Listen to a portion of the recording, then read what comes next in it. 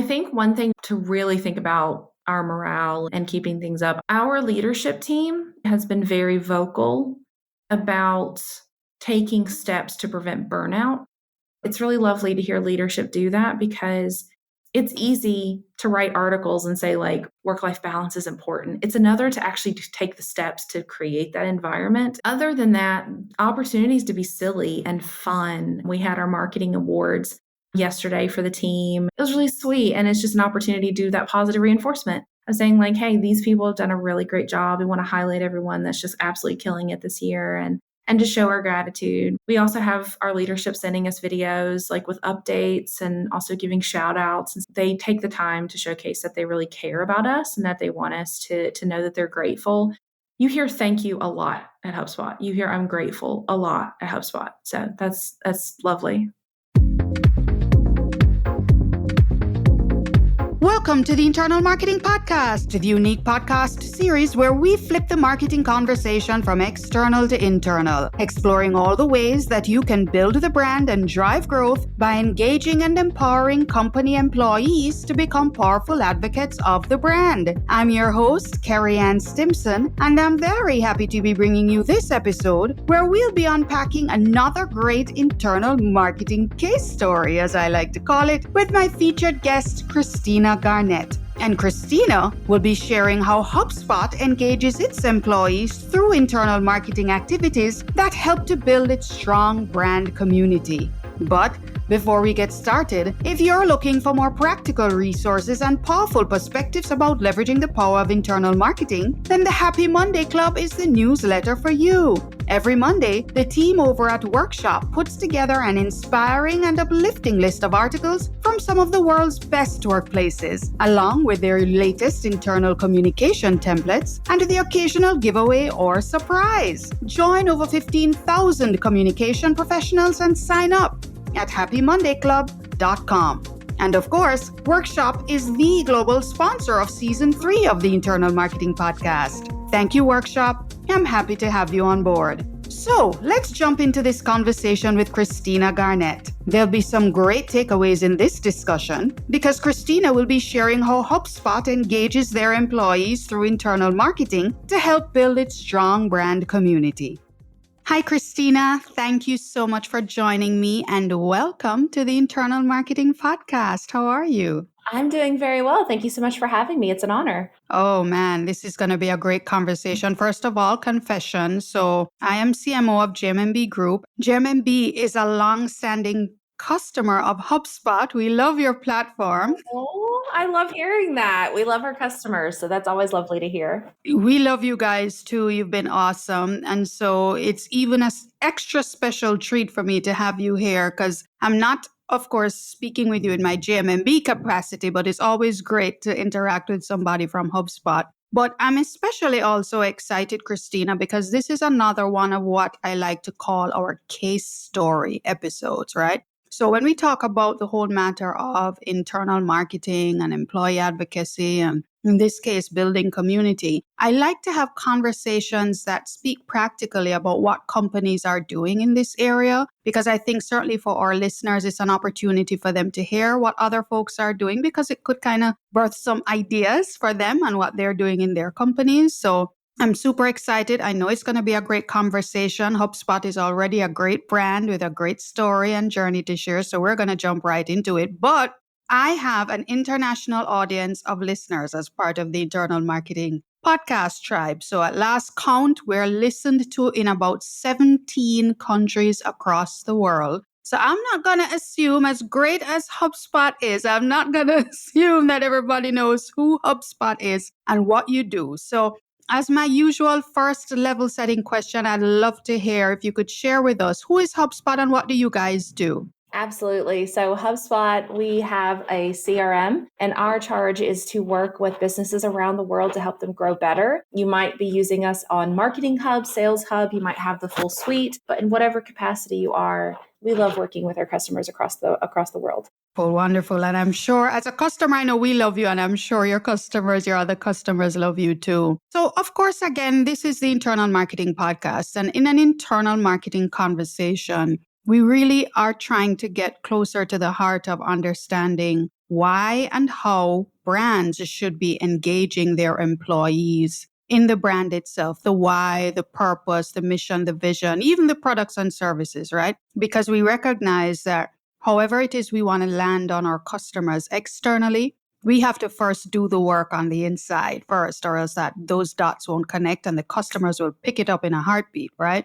So I'd love to kind of also get an understanding of, from HubSpot's perspective, what does that internal engagement of employees look like? So from, I guess, the day that you come on board as a new team member to right through your journey with the company, what does that internal engagement look like? And why did HubSpot even think that was important anyway? If you could share those kind of insights and stories with us, it would be great.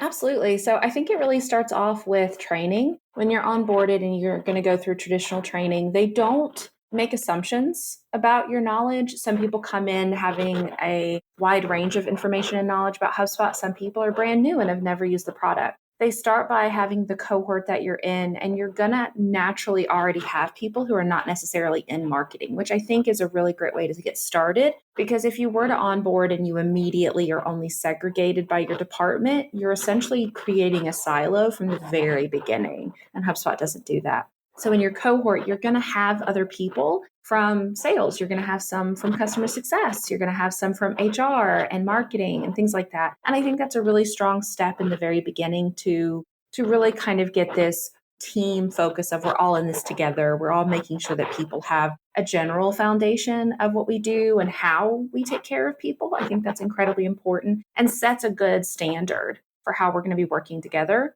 We also have regular quarterly meetings where people are able to get together to find out updates about the company and what's going on. Our Slack channels are incredibly active, and there's Slack channels for literally everything. There's even a Ted Lasso Slack channel for fans who just want to kind of connect and talk to each other. It's lovely. But I think that kind of gets to the heart of the matter in marketing, especially for companies as they get bigger. That tends to be the one drawback is silos kind of self-form, even if that's not the intended expectation. And so I find that finding opportunities and really over communicating to the point where there is this understanding that some of us might have work that's overlapping, taking the time to find those out really helps eliminate those silos and is a preventative measure so those silos don't create and then essentially create duplicated labor, misinformation. It really tends to slow, if not clog, your work. And so one of the things that HubSpot does is really trying to make sure that we're working together. A really great example is some of the campaigns that we work on. And we collectively get together from multiple teams, multiple like micro teams within marketing to see, like, based off of everyone's program ownership, how can we collectively work together for campaigns? So it's specifically coming from a mindset of it takes a lot of cooks. We got to make sure all the cooks are in the same room so they can talk to each other and help each other distribute and create and then launch. Great. That's wonderful to hear. So I appreciate you sharing that mindset, Christina. Could you perhaps say, just as a deeper understanding of the company, would this mindset have been birthed out of maybe the founders and the values that they had subscribed to, or something else maybe that was just part of that eureka moment when the leadership realized that, hey, if we want to be serious about this, this is how we should go? I mean, what was kind of that catalyst that caused that mindset to kind of give birth and come forth? I'm not really sure, but I will say that there's something that Brian and Dharmesh have both, Brian Halligan and Dharmesh Shah, our founder and co-founders, they have this idea of be a learn-it-all, not a know-it-all. And I find that really, really is a strong connection to this kind of mindset that we can collectively do more than if we're just single-handedly trying to just get it across the finish line by ourselves. And so I think as companies grow, the ability to be humble and understand that the final result and it being done correctly and well is end game. That's goal. And so ownership is great, but it is not the totality of what success is deemed as. So understanding that we can all learn from each other, no one has all the answers, and together we can actually create something that's really thoughtful and helpful for our customers. I think that really is at the root of what we do. The culture at HubSpot is incredibly helpful to the fact that it really is about the people. If you need help and you ask for help, there's going to be someone that raises their hand that will kind of direct you in the ways that they need. I would say that my colleagues are probably some of the brightest people I've ever worked with, but they're also the most helpful. They want to help. I've worked for tons of companies where like help was never coming.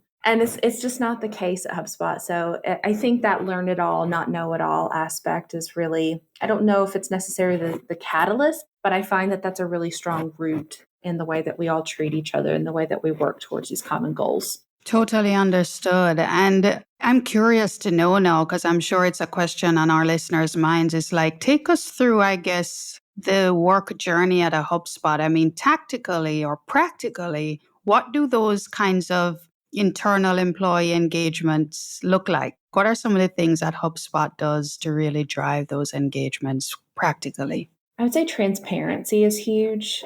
Instead of just being told to do something or this is on the roadmap, there is a very clear understanding of why we are taking something and it's rooted in something. If there's a feature, it's because that feature's been requested or it's the natural evolution of that product. Or if we're doing a new campaign, there's always the understanding of this makes sense given the content that we've already created. We really, if you look at the content that's coming out and the feature updates and the product updates, you should see a cohesive string, which is this is all for the good of the customer. These are things that the customers have requested, or these are things that would naturally elevate and help those customers grow better based off of like current needs, current use cases. And so that tends to be the North Star for everything that we do. Understanding that we're not doing things to do things, that there is a clear why and that it's being explained to us from this core part of transparency. I feel like that's such an important thing because that's how you get mission driven people. I can do whatever you want me to do,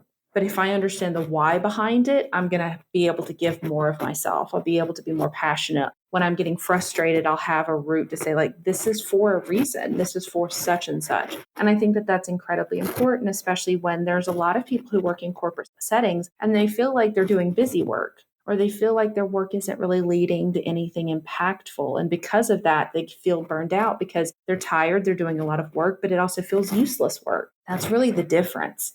And so having that mission-driven, that customer-focused approach, it really drives our work in a way so that we understand that there is a positive impact based on what we're doing. And so when we talk about what are some of the specific activities that you're doing for employees? What do those activities look like? I mean, town halls, newsletters, podcasts. Practically, what's HubSpot doing when it comes to engaging their employees? Yeah, so we do have department meetings. We have Slack channels where you can get updates based on specific things, whether it's like a global announcement or a culture announcement. And then you also have something that I really like is they take time to do delights. So there's delight Slack channels for different departments so that there's days when you can go in there and someone's done something like really helpful for you, or someone just like one of my team members just had an event and it was extremely successful. It's an opportunity to essentially like sprinkle some serotonin in there for them and just give them a little pat on the back and be like, hey, delight to so-and-so. They absolutely crushed this event and this happened and such and such. I think that positive reinforcement is incredibly important. And so any of those activities that focus on like clear communication, transparency, and positive reinforcement, and just a mixture of those things together is incredibly helpful to keep employee morale up, make them feel included and that they belong and that their work is being seen and that they're being heard too when it comes to how they bring themselves to work. Oh, I would love to know, kind of thinking through because first of all, I think HubSpot does community very, very well. And I guess my question would then be, what drove HubSpot to kind of see community and advocacy as a key part of building the brand and driving growth? I mean, what are some of those indicators that cause a company to say, hey, this is a direction that we think is going to work for us? Well, community has been very important to HubSpot for years. Even if you look at like inbound.org, we were growing there. There's this huge component of opportunities to be able to connect with each other. So I feel like a lot of our work has been like the evolution of community and adding more pieces, community of practice as well as community of product for HubSpot. And so I think that you're seeing over the past few years this growth of activation. We had HubStars, which was an advocacy program around like 2016 and 2017 that was successful, but really wanted to bring it back and have it hit like new levels and size and gamification and community, but also like trying to find ways that how can we really show our customers that we love them as much as they love us. And so there's gamified, so you can take challenges to earn points and opportunities. They get behind the scenes access for certain things. I created inbound correspondence programs, so they get to go to inbound and share their thoughts from a subject matter expertise perspective. Created the After Hour show with George B. Thomas, which is like an hour-long interview show every night after inbound. Great for people who got to go, great for people who didn't get to go, but wanted to kind of get like a little TLDR of what's happening. I think that advocacy is important for any business. I know like one of the hot button questions that a lot of people ask is like, is this good for any business? The thing is that word of mouth touches all businesses of all shapes and sizes from any country. The thing is that the word of mouth, the power of the word of mouth is the one thing that isn't a trend. You're always going to have people talking about you, good, bad, and different. You're always going to have someone asking for recommendations and determining that based off of what they hear or what reviews they read online. That's not going anywhere. Christina, I'm really very intrigued. I mean, first of all, mentioning inbound, I know inbound is huge. I mean, great event, by the way. Congrats on that. It's like a must go to for a lot of folks on their marketing calendars. It's wonderful. I'm curious to know, when you talk about, again, that whole matter of community and customer advocacy, could you kind of take us back to the early implementation stages? What did that look like, and what role specifically did your employees play in that? Because yes, I know we're talking a lot about customers and building community with our customers, but I'm sure you perhaps would agree that employees are a key part of that as well. And you don't need necessarily see them as two separate things. So take us through the implementation phase and the role that employees play in how you've built out community and advocacy over the years.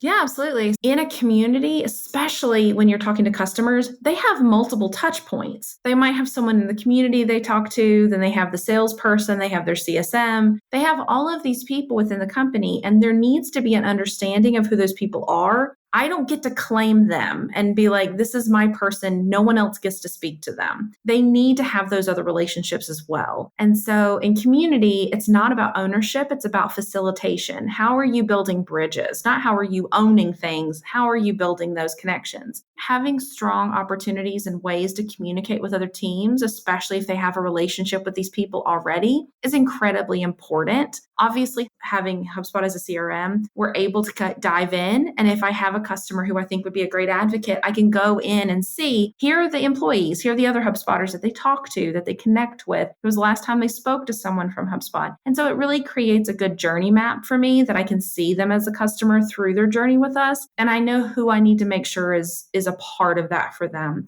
Because I don't want to be giving someone an opportunity and their CSM has no idea what's happening, has no idea that they were going to be in a webinar. Those are things that need to be up to date and need to be addressed. And so I think it's really important to have that collaborative nature. It just makes it easier for all of us to work together, knowing that at the end of the day, we want to take care of this person. We want to give them outsized value. We want to make them feel special while we also take care of them as a customer. There really is that delight piece that is essentially a supplement to the work that we're already doing with them. Same thing with the community team. My advocacy work sits in, I call it like I have a little shack at like the backyard of the community, and that's where like my program lives. But because of that, I need to make sure that I'm working with the community team. How can we work together, not apart? How can we make each other more efficient? Make it so that we're able to drive more impact instead of duplicating labor. If you don't share, and you feel like you have to own things, there's going to be overlap. You're going to be duplicating labor, whether you realize it or not. And it's just, why reinvent the wheel when you can work together and see like, oh, you've already talked to that person? I'd love to know more about what they said. Oh, you already have them engaged in a workflow that could have them be a part of this? Great. I'd love to learn more about this. Like, I don't need to create brand new things when we can collaborate and work together and see what's more efficient. And so that's why that internal employee piece is so huge, because you find that by removing these silos, your work is more efficient. You're able to understand your customers better because you each have little pockets of knowledge about this person that you can now share, and you can elevate their experience based on things that maybe they've told their CSM that they've worked with for 5 years, but they just met you. They're not going to tell you that. They don't feel close and trust you enough for that. There's just all of these connection webs that you're able to do. And so having that ability to share and be collaborative at the heart of everything you do, that's what's going to make you accomplish really great things. It certainly is. I'd love to get a peek inside maybe like the org structure. So you are offline customer advocacy community. I know that employee advocacy exists somewhere else. Could you kind of say structurally, where does customer advocacy fall relative to employee advocacy? Yeah, so employee advocacy lives on our people ops team. I've worked with, when I was at an agency in 2020, I also did work for a company, and I assisted them with their LinkedIn social media strategy, and they did it for employee advocacy. And they also sat within, they had like dotted line to marketing, but they sat within people ops as well. And then in my role, I sit under marketing. So there's marketing, and then the department under marketing is community-led growth. And so I sit within community-led growth under the marketing team. Okay. And people ops is kind of like part of HR then, if Yes, I'm HR. understanding. Yeah. Okay. Yes. Great. So how do you work together at all? I mean, customer advocacy, employee advocacy, do you guys work together at any point or connect, or what they do feeds into what you do, vice versa? Well, how does that look? It can. It doesn't necessarily work because a lot of my work is customer focused. And so because theirs is more internal focused, we don't but we don't work a lot together. But they do work with a lot of departments. So really great example. If you look at HubSpot Life, Instagram, they just did a feature on the community team. And so what they do is they highlight, for employee advocacy, they highlight a lot of the work that we do. So actually, you'll see, if you look at the Instagram and LinkedIn page, you'll be able to see some of the members of our community team. And so they do a really great job of highlighting the individual departments. So you kind of get to see like the different faces and the different departments that make up HubSpot. All righty. And I'd love to know, I'm sure though it's probably not all roses when it comes to how do we keep our employees engaged in the whole matter of community building. And I'd love to know, how do you guys keep the engagement high? I mean, what do you have in place that motivates and inspires your employees to really continue to be a part of the community building initiatives that you have? Yeah. I think one thing to really think about our morale and keeping things up. I know that 2022 has been a tough year for a lot of people in the world. Our leadership team and our people ops team specifically has been very vocal about taking steps to prevent burnout. I've had 3 different leaders in this week alone specifically make comments about the holidays coming up and saying, we want you to rest. We want you to take care of yourself. And when you're off, you're off. Like, I don't want you checking your phone. I don't want you checking Slack. I want you off. I want you resting and spending time with your family. And it's genuine. And so there's a lot of companies that are like, all right, we have this coming out. You're going to be here. Like, you get Christmas Eve and Christmas Day off and New Year's Eve. And like, that's it. That isn't the case for us. Like, when we're off, we're off. It's been really lovely to see, especially with everyone working so hard this year. And I say this not from HubSpot specifically, but like everyone I know, even my friends who work at other companies, everyone's worked really hard this year to accomplish a lot of great things, but we need to rest. It's really lovely to hear leadership do that, because it's easy to write articles and say like work-life balance is important. It's another to actually take the steps to create that environment and actually, like, it's one thing to say you have the culture. It's another to actually take steps so you do have that culture. The fact that they're really stressing that they want people to rest and they want people to enjoy their holiday break and they don't want people to feel like they have to babysit their phones. It's refreshing. And so I would have to say that's the number one thing. Other than that, opportunities to be silly and fun. We had our marketing awards yesterday for the team. And so you had different leaders like dressing up and had like their own red carpet kind of thing. It was very Oscars. It was really sweet. And it's just an opportunity to do that positive reinforcement of saying like, hey, these people have done a really great job. We want to highlight everyone that's just absolutely killing it this year and to show our gratitude. We know that everyone's been working really hard. We also have our leadership sending us videos like with updates and also giving shout outs and saying happy holidays. And just there really is this, they take the time to showcase that they really care about us and that they want us to know that they're grateful.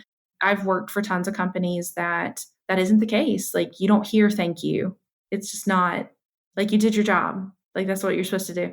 You hear thank you a lot at HubSpot. You hear I'm grateful a lot at HubSpot. So that's lovely. It is lovely. And yeah, I know that in the midst of all of this, what you're doing is you're also building an awesome employer brand as well. Because you're showing that in as much as you have a great community, people are attracted to that, and you'll be able to attract great talent who say, hey, I want to be a part of HubSpot as well. How does HubSpot empower its team members to be advocates of the brand externally? Because so obviously, I mean, confession again, I would have come across you on Twitter, right? So you have a great following on Twitter, and I followed you there and realized that you do work with HubSpot, and I've seen other employees of HubSpot being out there, and you're not beating us over the head with HubSpot collateral, right? You're not. I'm not, no. Right. You're not. You're just really honing your own community around what it really feels like more like a personal brand than a company brand. It's just that you happen to work at HubSpot. And what I'm picking up then is it's probably a case where HubSpot seems to be very comfortable with that. And at the same time, when you're building your personal brand, clearly it would feel like, again, that the company brand gets to come along for the ride, because Christina is awesome and she works at HubSpot. That must be a great place to work if they allow her to be out there with her personal brand and doing her thing. So I just love to know, how does HubSpot empower its team members like you who want to do that? Well, you probably were doing it even before HubSpot, but if there's anybody in HubSpot who say, I want to start building my own personal brand on Twitter, LinkedIn, wherever, what's HubSpot's philosophy around that? Do they support that process any at all? At the end of the day, HubSpot treats us like adults. They do offer, like, if you want to do like speaking gigs and stuff, you can talk to the media team and get like training for that if you'd like. I've had members of my team say that they wanted to do more with like more speaking gigs and personal branding. I was like, happy to chat. If I see any call for speakers and you want me to send it to you, I will. There definitely is this understanding that a personal brand isn't it. If you really trust your employees, then them having a personal brand, like you said, it's an advantage. They are going to share their knowledge across the internet. They're going to do talks. They're going to go to different places, but they're going to be a good ambassador for the brand at large and really kind of showcase themselves as a thought leader for that. So you have an expectation of that. That being said, every time I tweet something, I understand that HubSpot is like tacked on to me like a book bag whenever I'm typing something. So if I'm extra sassy, that's reflective of the brand. And that's why drafts exist. There's some things you type it out and you're like, I just have to say this. And you're like, but this can't see the light of day. This doesn't get seen by the people. But it's just like with anything else. I mean, whether you have a personal brand or not, everyone has the opportunity to do something incorrect or say something badly. And whether they are a known face or an established brand or not, there's a lot of people going out there who will go out there and they could lose their job because of that. So it's that's still a looming issue regardless. But HubSpot treats us like adults, and they understand that we work in marketing. Like, I know how social works. I know if I put something out there that it has the potential to go viral in a good way or a bad way.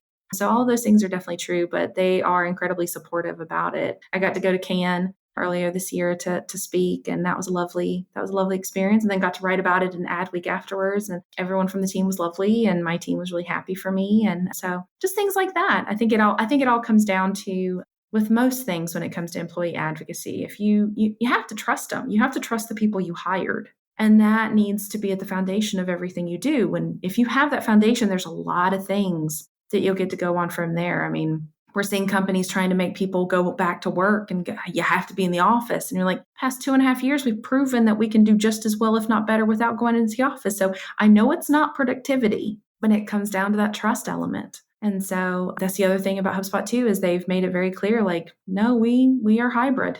We are all hands on deck when it comes to that. Like, we are continuing to do that. And I think that has a lot to do with they trust the people that they hire. And in return, we appreciate that. We appreciate being treated like adults and knowing that if we want to talk and do a podcast or we want to talk and do a presentation, there's a lot of people at HubSpot that have incredible personal brands. Kyle Jepson, absolutely amazing. He is beloved and with good reason. Dan Tyre, absolutely amazing. We have podcasts. We have Marketing Against the Grain with Kip and Kieran. So, I mean, we have some amazing people that are on staff. And so it's only a benefit. Sounds great. In an age where there are a lot of companies still struggling with, do we allow, quote unquote, our employees to build their personal brands, it's refreshing to see a company who is empowering its team. Christina, can you say if HubSpot, do they do anything in particular to kind of mitigate those risks? So do you have like a social media policy that you guys have to kind of sign to? I mean, how do they manage those risks? Or it's just pure trust? I haven't signed anything. I haven't signed any social media things, but I also work with the social media team all the time because I do a lot of social listening. So you do have to go through like a training if you want to do like speaking gigs and things. And it's just traditional like public versus private sort of deals. But no. Okay, gotcha on that. Well, Christina, you've been really sharing some wonderful nuggets with us. And my penultimate question typically is, what's the final nugget? So of all the great things you would have shared today about how HubSpot has been doing such an awesome job with its team of building out customer advocacy and community in a way that really benefits the brand, what's the key takeaway you'd like our listeners to come away with today, having listened to everything you would have shared? Whether it's community, whether it's employee advocacy or customer advocacy, it's all relationships. It's all about how you treat people. Just like that. Simple and easy. It's just how you treat people. Hear, hear. Christina, again, it's been so wonderful. And I would love to know, how can we, the internal marketing tribe, support you? There's a couple things. So you can follow me on Twitter, LinkedIn, however you like to connect. If you want to be a part of marketing Twitter and want to introduce yourself to our bigger community, you can respond to my pinned tweet on Twitter. Or we also have the marketing Twitter LinkedIn group that you can join. Feel free to introduce yourself. But other than that, just say hi. Absolutely. I recommend you do say hi to Christina. She does give awesome, valuable content and really passionate clearly about community. Obviously, not just for HubSpot, but for herself as well. So feel free to give her a follow on LinkedIn or Twitter. And yeah, continue the conversation. I really find that community is getting, finally, I think, the broader focus and attention that it deserves. As more brands like HubSpot continue to shine and show the power of community, and other brands are now clearly logging on to the idea of it, as we move into recognizing how brands can be so much stronger and bigger and better by leaning into advocacy, both on the customer and employee side, and of course, building that community right around, which is internal and external all at the same time. Christina, thank you so much again for your time. Much appreciate your insights, and wishing you all the very best in everything that you do. Oh, thank you. Thank you so much for having me, and I wish you the same. Thank you. Thank you so much for tuning in to another episode of the Internal Marketing Podcast. I hope you got some great takeaways from this conversation. And if you haven't already subscribed to this podcast, then please join the tribe. And don't forget, feel free to share this podcast with anyone whom you believe will find it valuable as well. I'm your host, Kerry-Ann Stimson, and I look forward to your joining me next time.